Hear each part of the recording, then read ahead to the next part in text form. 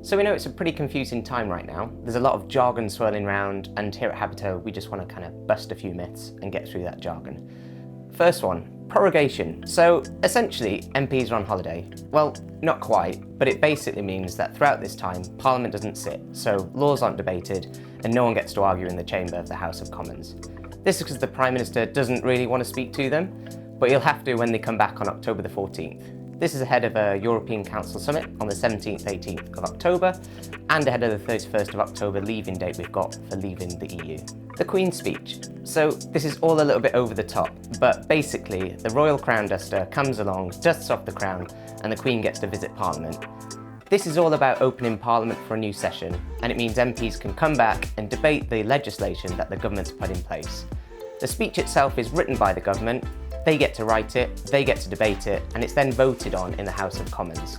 There's a whole lot of ceremony and there's a whole lot of horses, but it's basically the first day back at school for MPs, and they'll get to debate the legislation that the government wants to put in place over the coming parliamentary session.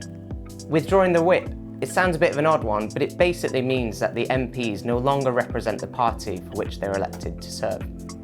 This happened to about 21 MPs just a couple of weeks ago. Whether they're going to be allowed back into the party is still a bit of a hot topic, but currently they sit as independents in the House of Commons. It means they don't vote in line with the government, and they don't have to vote in line with the government. Frankly, they get to do what they want. No Deal Brexit. What this means in practice is quite hotly debated at the moment. Does it mean massive queues at Dover, or does it mean we're not going to have any food in the supermarket? What we do know is that a deal with the EU is still possible. This could happen at the 17-18 October Council Summit in the EU, and then it could be voted on in the House of Parliament for ratification by the UK Parliament.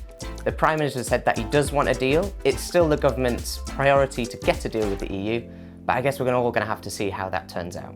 General election. Now, we all know what this means, but the important bit is when it's going to take place. Currently, there's kind of 2 or 3 dates being bandied around: the end of November, the start of December, or even as far into spring 2020. This really all depends on what happens with the deal with the EU, and when the Labour Party really want to hold a general election. This has to be voted on in the House of Commons, and it needs a majority of MPs in the Commons to vote for a general election. This is looking pretty unlikely right now, so it might either be a wintry one or a spring general election that we've got to look forward to. Brenda from Bristol, it's going to be another general election. In uncertain times, thankfully, there are a few of us out here trying to make things a little less jargony and frankly, a little easier.